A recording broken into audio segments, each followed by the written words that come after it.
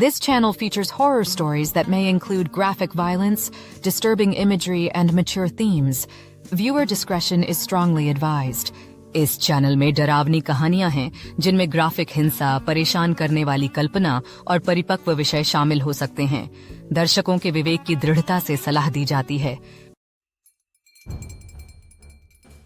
एक समय की बात है, एक शक्तिशाली ब्राह्मण थे, गुरु द्रोणाचार्य।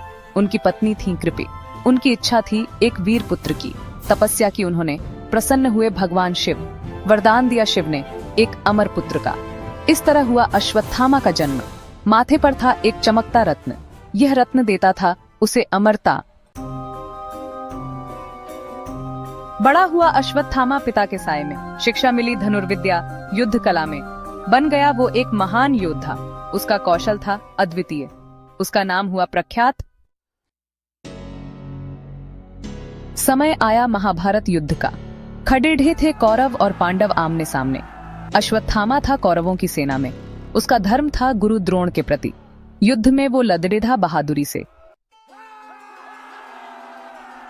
युद्ध में दिखाई उसने अपनी वीरता। अनेक योद्धाओं को किया परास्त। उसके बाण थे अचूक। उसकी शक्ति थी अद्भुत। द्रोणाचार्य का वध और अश्वत्थामा का क्रोध। युद्ध में हुआ एक घटना। पांडवों ने रची एक चाल, फैलाई अफवाह अश्वत्थामा के मारे जाने की। सुनकर ये खबर टूट गया द्रोणाचार्य का मन। छोड़ दिए उन्होंने अपने अस्त्र शस्त्र। तब पांडवों ने उन पर किया वार। मारा गया गुरु द्रोण। सुनकर पिता की मृत्यु का समाचार क्रोध से भर गया अश्वत्थामा। प्रतिज्ञा ली उसने पांडवों से बदला लेने की। क्रोधित अश्वत्थामा बन गया अनियंत्रित। अभिमन्यु के वध में भी रहा उसका हाथ। कई नियमों का उल्लंघन किया उसने। युद्ध समाप्ति के बाद न सका वो भूलना अपना बदला।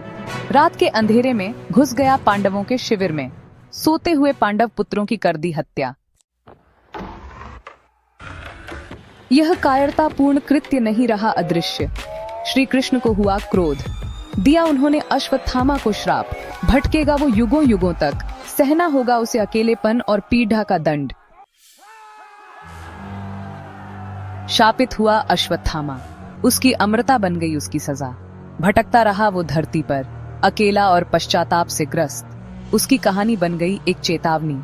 क्रोध और बदले की आग में इंसान कितना नीचे गिर सकता है।